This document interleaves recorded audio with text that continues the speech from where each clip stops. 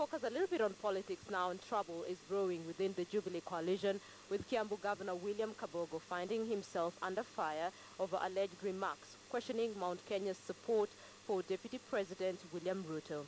Even as Kabogo explained what he meant, a section of Jubilee members have criticized him for insinuating that the Mount Kenya region may not support William Ruto come the 2022 general election.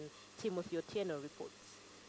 Na kama vile nilivyosema ukiwa Sagana, our support is there, but we also need to remember that we have to sit and agree. Lazima tujue Mount Kenya iko nafasi kubwa sana, tusikie joto ya serikali. Hatiliondoke kama kwa roika. It is remarks made by Kiambu Governor William Kabogo during a funeral service in Juja town that may have rubbed many the wrong way.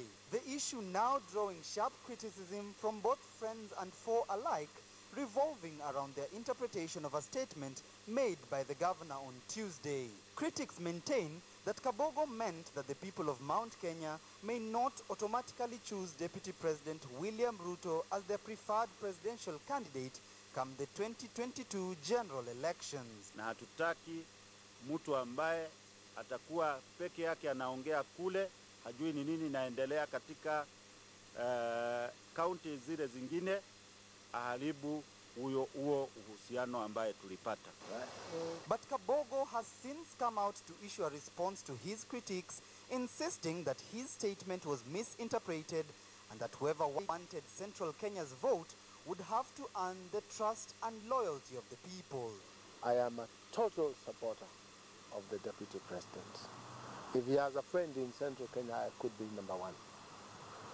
And I have said that this friendship between ourselves, or this marriage between ourselves and URP, is there to stay. It must be cultivated.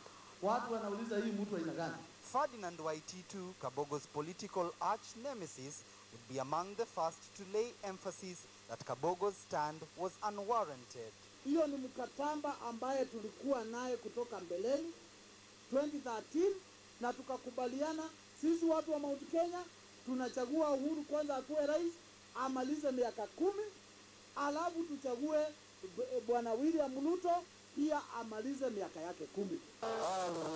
The Kabete MP banking his remarks on a gentleman's agreement between William Ruto and President Uhuru Kenyatta that the two would support each other politically until the year 2032, ensuring 2 decades of a Jubilee administration rule in the country. Hawa watu kwa kauli moja watatembea na sisi 100% Jubilee. But Kabogo says not so fast. Who lied to you that there is ever automacy in politics?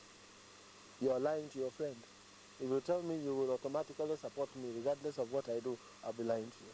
However, Kabogo's statements have raised eyebrows in the Jubilee coalition. Sio Kabogo tunangoja mwaka wa 2022 apigie ndugu yetu William Kichirchir Samuel Ruto.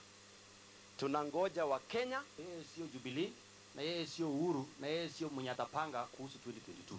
The fear among Jubilee members is that Kabogo's words, if taken seriously, are likely to cause a rift within the Jubilee camp and cause jitters within Ruto's support base. Timothy Otieno, KTN News.